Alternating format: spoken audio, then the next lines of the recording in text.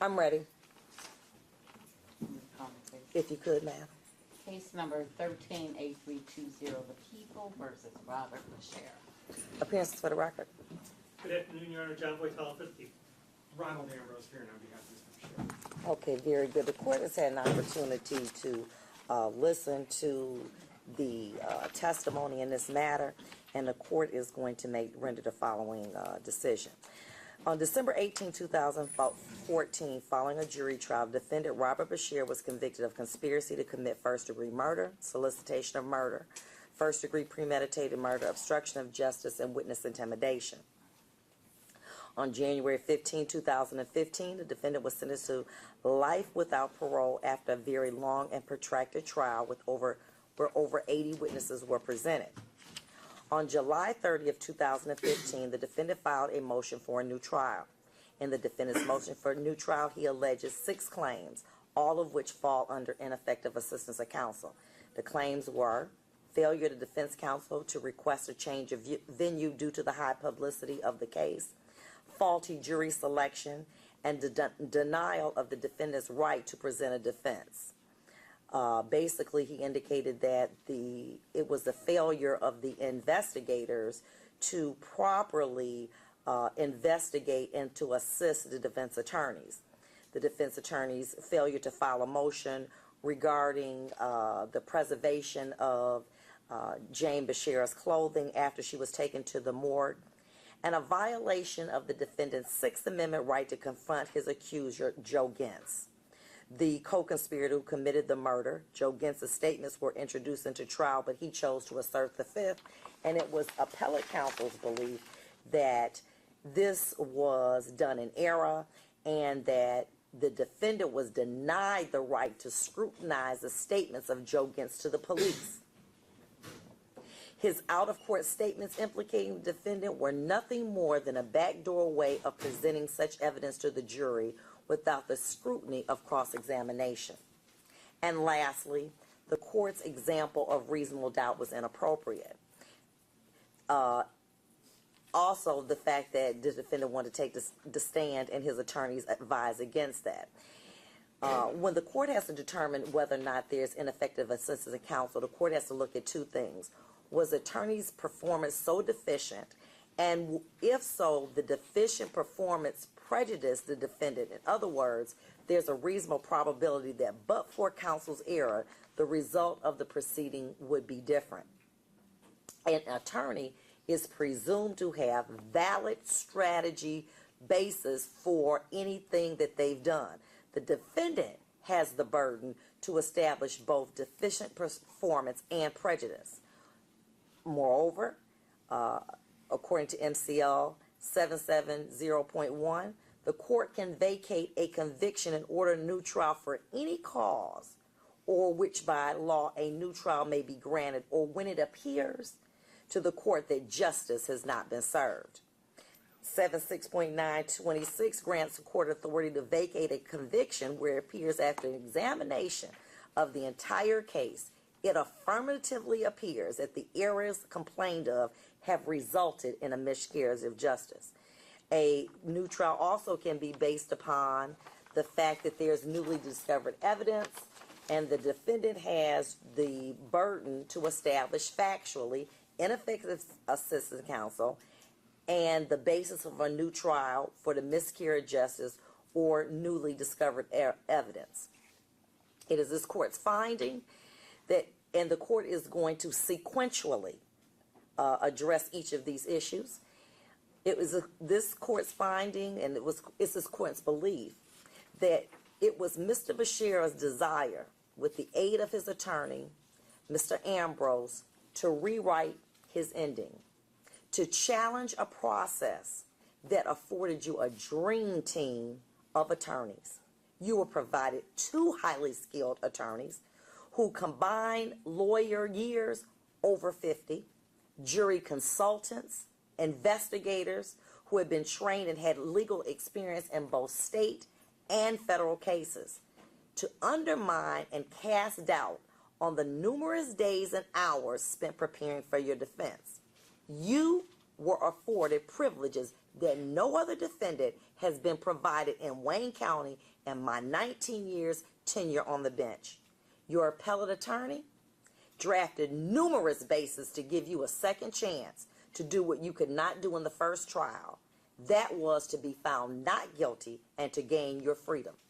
Your challenges were numerous. You indicated, your lawyer, that the trial attorneys were deficient in not filing a change of venue. When the court had an opportunity to review the testimony that was presented, Mr. McCarthy said, I had no idea where the case could have gone, where publicity would not have preceded him. It gained nationwide attention, and Mr. Bashara himself was on Dateline in February and again in May of 2012. There are television and newspapers everywhere. When asked about the change of venue, Ms. Diallo said he wanted to stay in front of Judge Vonda Evans, courtroom 802. He said many times he was getting a fair shake. He loved being here and how fair he was being treated. He was very happy except for the verdict. There was also an allegation as to the jury selection. The jury selection, 150 jurors were broken up into 3 panels, and they were given questionnaires. Ms. Diallo testified, we wanted a fair trial for Robert Bashara. We were provided a jury consultant who spent numerous of hours with us on the phone to find the right type of juror psychologically that would be a good juror. Mr. McCarthy said that they were given the jury questionnaires ahead of time, and there was nothing inappropriate or unfair about those questions. When asked about the fairness of the jury, Mr. McCarthy, even in hindsight, I never had second thoughts about the fairness of the jury, none whatsoever. There was also a request, allegation that the defense did not properly preserve the clothing of Ms. Bashara and file a Brady motion. Mr. McCarthy basically testified regarding the DNA on the clothes, if any. She died 2 years ago before the trial. What if somebody else's DNA was on her clothes? What if Bob's DNA was on her clothes? Too speculative. It was brought out by trial by asking officers why it wasn't preserved. We got as much mileage out of that as we could. Then there's an allegation that Mr. Bashara wanted points to be made. Ms. Diallo indicated Mr. Bashara was a very active participant in his defense. He did what he wanted to do. We talked about every aspect and every element of the case. When asked about certain witnesses to be called, Kevin Hall, Mr. McCarthy said he didn't know him. What about Wesley Johnson? Wesley Johnson was a man looking to do something for his own benefit, and if we had provided it to him, he would be very helpful to the defense. I believe he was willing to serve as a perjurer and wanted nothing to do with him. J.J. McCann, they could not find him. Then we go to the points to be made by Mr. Bashara. Ms. Diallo said, Mr. Bashara, who, and no offense, thinks he is the smartest man in the room, in the planet, thought he was going to tell me how to do something. As I explained to him before, I'm a lawyer. I didn't get this standing on the street corner. I got this by going to school. So with all due respect to Mr. Bashara, he cannot tell me or dictate to me which way he thinks something legally should go. His versions of the facts sometimes were a little different from reality of the case. And certain things I tried to point out to him absolutely came back to bite him in the behind. So yes, this man was defended. Unfortunately, the verdict was not the verdict he wanted. But I will not be pushed around by a man, and I wasn't going to be start with Bob Bashara. When asked about the issue with Chief Hiller, Michael McCarthy testified, Mr. Bashara wanted him called as a witness because he believed he had a grudge against him. Ms. Diallo said, Ms. Diallo and I both thought it was too dangerous. It would open a can of worms. To do this with an allegation brought against Mr. Bashara a number of years ago regarding him molesting a child, one of his sister-in-laws, I also believed it would not help the defense in the least bit to discuss the allegations in front of jurors that had to decide if he was involved in a murder. There's also an allegation that Mr. McCarthy and the defense, Ms. Diallo, refused to go into Ms. Bashara's physical limitations. Mr. McCarthy, according to Mr. McCarthy, we had enough of this seedy, low-down discussing information regarding this lifestyle that was very salacious. I wasn't going to drag the good name of Jane Bashara into the mud during this trial by revealing irrelevant, personal, intimate details of her illness for 3 reasons. It was irrelevant, and it belittled the good name of a person who was a victim, and to embarrass her, and to not mention the jury would have found it offensive. And legally, the HIPAA protections were in place for Mrs. Bashara's medical records. We decided strategically not to present any evidence about Mrs. Bashara's medical condition. Moreover, another allegation: how was Mr. Bashara's story going to be told if the jury had not been informed as to why he was engaged in this type of behavior? The defendant's erectile dysfunction was told to the jury by a number of witnesses, Rachel Gillette and Therese Giffen. As to the lifestyle acceptance, Lois Valente was presented as a witness, and she basically testified that Jane Bashara said, "You do whatever you want to do, but I'm not going to be a part of that." It never crossed your mind it was an irrelevant piece of evidence that the jury found that the lifestyle choices were not due to Bob's erectile dysfunction and to leave out of Jane's medical condition. As Mr. McCarthy said, his erectile dysfunction was, like he said in his affidavit, because he was overweight and diabetic. It had nothing to do with Jane's medical condition. He also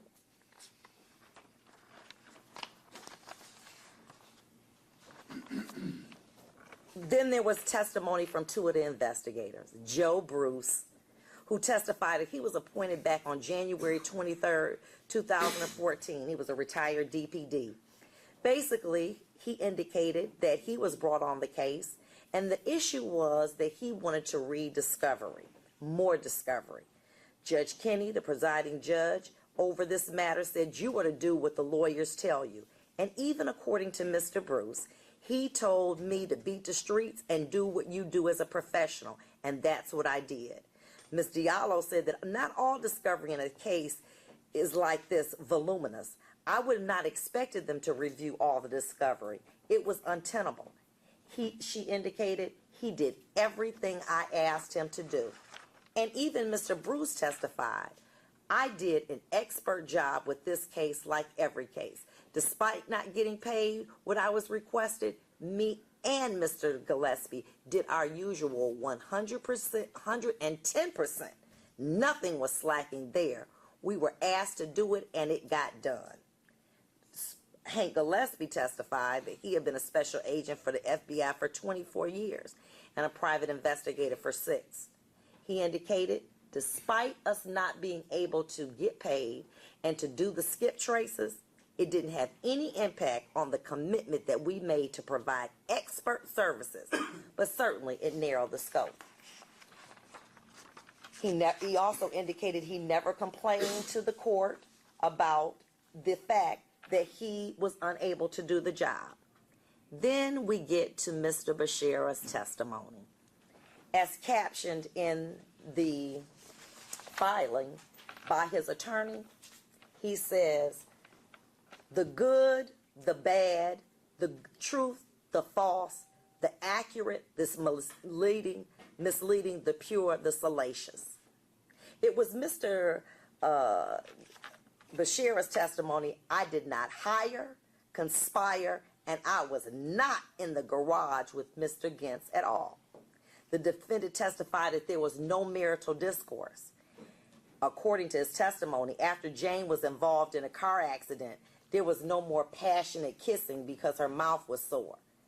We wanted to get the medical records to show that I was not having an affair. As we got older, the physical relationship dwindled. I was heavier than usual, and I got diabetes and high blood pressure. She was going through menopause, and the relationship diminished greatly. She was 3.5 years older, and well, I'm a hot-blooded 40-plus-year-old man who, despite having erectile dysfunction, still had urges and could still have orgasms, and she gave me permission to go outside of the marriage. She said, "Look, do whatever you want to do to take care of yourself. Just don't embarrass me or the family." He further admitted that he took 3 women into his home: Rachel, Claudette, and another woman into your marital bed and had intimate relationships with them twice. Your explanation was simple. The women were there from out of town, and despite all of your apartment buildings that you had, you took them into your marital bed for comfort. It was easy and convenient. Convenience trumped your wife's feelings. That was a question asked to you. Your response was yes. Lies about the lifestyle. You indicated that how you found out about the lifestyle was that there was a pop-up and that it intrigued you. But when cross-examined by Miss Lindsay, you indicated in your writings to Mr. Fasinelli that you had found a magazine when you were 13, when you were in elementary school, and you bound your friend up, and that's when you were introduced to the lifestyle. You also talked about Rachel Gillette. You wanted to save her after seeing her black and blue from an encounter. You even gave your deceitful little illicit affair a new title: a polymorphous relationship, the absolute basis of a master-slave relationship. It wasn't an affair because, according to you, you only brought her to your marital bed one time. It wasn't an affair despite the fact that you helped pay for her daughter's wedding, gave her a family heirloom, and engaged in physical contact with her.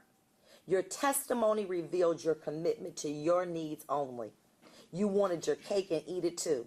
You were willing to expose very intimate details about your wife's personal situation to gain sympathy for your insatiable desires to feed your needs at the expense of others who loved you, and you exploited them for your own selfish desires. The reason you gave for not letting Rachel go was, in your opinion, it's hard to find a good slave. You further testified that you put in place lies to protect your family, to keep your lifestyle private. What you didn't realize is that you can never separate the truth from lies. In the end, the truth will prevail. I didn't tell the police about Rachel because she was an innocent bystander of this tragedy. Well, what about Jane? A proverbial lamb led to slaughter because you wanted to get what you wanted: her money and your freedom. You testified on many occasions that you were confused. You were confused when you asked Steve Tabotto to kill Joe Gintz, but you were not confused enough to pay him to pat him down for a wire when you talked to him. Not confused enough that when you asked him to perform this murder of Joe Gintz in the Wayne County Jail, you would whisper, because as you said, you didn't want to be implicated in this. You even gave him a time frame. It had to be done in 2 weeks. But more importantly, you never, ever mentioned that you wanted him killed to avenge Jane's death. Instead, you said, "Why would I want my wife to be killed? She made $125,000 a year." I changed my mind toward the end of the day when you talked to Steve, but then you said, "Can you get it done?" Your confusion was further revealed when you testified that there was no formal introduction of Jane with Joe. You testified that your first encounter was when you and Joe were pruning in your lush backyard, and that Jane brought out lemonade on the barbecue porch in October. But you told the media that only time Joe had come to your house was once, in January. Your confusion was heightened when you testified that you weren't happy with the representation of your trial attorneys during the trial. Your memory was enhanced by a letter that you wrote to them. Miss Lindsay gave it to you on October 30th. You wrote a letter to your attorney stating the following: we want to continue as now, believe that the truth, the pile of lies, is now present and coming to light. Fight on, my legal warriors. And in another letter, you apologized to Ms. Diallo when you said she worked for you. I now offer my sincere apology to you, and the good Lord knows how much I praise you and Michael McCarthy for all your assistance. I even told you on April 15th, 2014, if you're dissatisfied with Ms. Diallo and Mr. McCarthy, what are you going to do? Your answer was simple: tell you. You never did. You then advanced a conspiracy theory in your mind that everyone was out to get you. The police. When Detective Locke and Detective Olson came to your house to inform you about Jane's death, they lied on you. I screamed. They killed my Jane and cried. They testified that you were calm, and your only concern was how the murder occurred. I fully and absolutely cooperated with law enforcement, but because you were in a state of shock, you made decisions I should not have made, like forgetting to tell them about your polymorphous relationship with Rachel. Then, Chief Hiller of the Grosse Pointe Police, according to your belief, the reason you were named as a person of interest in your wife's murder was based on the following grudge: allegations of sexual molestation by you against your niece were never prosecuted by them, despite your testimony that while the girls, your wife and sister-in-law, were downstairs smoking pot and drinking, the kids were upstairs with you while you were naked and under the cover playing King of the Hill with them. You supported Dean Valenti, your buddy, against the person Hiller wanted. And the mayor had come to you 5 years ago and said, Bob, you're renting to too many blacks and Albanians in our city and we don't like it. You further indicated that it was Lisa Lindsay's fault. That within the first week you testified, Miss Lindsay not only came in, she took over. I believe that Lisa Lindsay took over the investigation and controlled every aspect of it, including today, the people who are represented today. I was forced to listen to Miss Lindsay and the prosecution hammer, belittle me, and blacken my eye about being a sadist. You even blamed her for throwing you in segregation and solitary confinement so you could not talk to your power of attorney, Rick Fasanelli. Also, let's talk about Dave Grimm's fault. I made statements at the behest of David Grimm. I did the interview with a Dateline to give my side of the story because that's what David Grimm wanted me to do. You knew how to showcase your home and your awards, but you forgot to mention in that interview anything about Rachel and your polymorphous relationship partner and your BDSM lifestyle. You blamed the media. The media did everything in their power to feed the prosecution and law enforcement, to disparage and to corrupt my case prior to me going to trial so that the jury would have a preconceived notion of me through, sorry fellas, this media. You even blame me. I trusted you as well and your opinion in appointing these attorneys to me. I learned as the trial progressed that you weren't following through. They weren't doing anything. I should have fired them, but you never sent me a letter, complained to me about their representation until the verdict came back against you. You said that the private investigators didn't do their job. They didn't follow through with the witnesses I wanted. They only followed the direction and lead of the attorneys. You even testified and you blame politics on this. You testified and told Therese Giffen, I thought this was a political situation, and if I were black, I never would be treated this way. The trial attorneys, my attorneys, did, in my opinion, a good job. Like the comment Ms. Diallo made about you, Mr. Bashara thought he was the smartest person in the room. Well, I was the smartest person with all the knowledge of the different individuals. You further indicated that I absolutely listened in disgust, that Ms. Diallo said that I wanted to stay in front of Judge Vonda Evans in her courtroom. The judge wouldn't do it, and so don't ask her. I wanted to leave because of the pollution and the poison in this region by law enforcement and through media. I wanted the truth to come out, good, bad, or indifferent. I wanted the truth to be told. When those lawyers told you, you said you seemed befuddled. They said, we're not going to ask questions that we don't know the answers to. They wanted to be certain they knew what the answers would be so they wouldn't hurt me. Two things I've learned in being a lawyer. You never ask questions of witnesses that you don't know the answer to, and you never put a witness on a stand that you don't know what he's going to say. And that's exactly what was done in this case with Joe Gentz. Your appellate attorney received information that from an investigator that there was indisputable proof of the innocence of your client. Finally, you had the information that you dreamed of that would either grant you a new trial or completely exonerate you and allow you to go free.